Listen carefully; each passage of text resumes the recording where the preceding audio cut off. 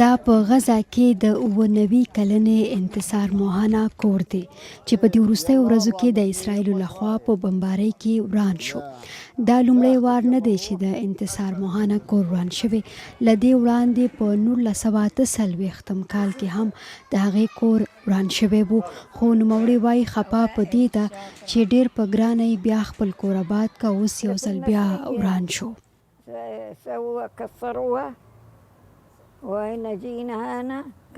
دوی پخوا زموږ کور په مسمیه کلي کې روان کړی و چې موږ دلته راغلو نو زموږ دا کور یې هم روان کړه.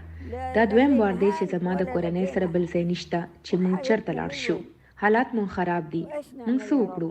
جنګ ورسره وکړو، خو موږ دغه نشو کولی. اوس خدای ته پته ده چې دا وخت به موږ څنګه تیرو. انتصار موهانا په غزا کې د خپل زوی سره اوسیږي او وایي په هغه وخت کې پرې ډیره سخته تیره شوه چې کله یې کور وران شو.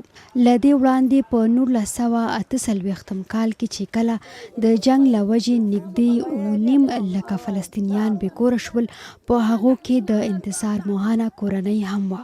نوموړی وایي هغه وخت هم د دوی کورونه وران شوي وو او ډیرو کورنیو ځینو نورو سیمو ته کډې وکړې او هلته آباد شول. په هغه وخت کې په لکونو فلسطینیان چې کډې وکړي، دا وخت په لبنان، شام او د اسرائیل تر کنټرول لاندې غربي سنډه او په غزا کې اوسیږي.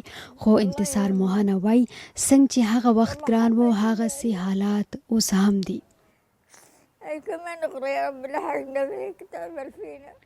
موږ په ډیر مشکل کې یو، یوازې خدای مو اسره دی.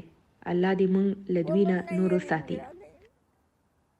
انتصار موهانا وایي د خپلو بچو او نوسو ته د 1948 کال د جنګ او کډوالۍ ټولې کیسې کړي دي، خو خفه په دې ده چې 15 کاله تیر شول او حالات سم نشول.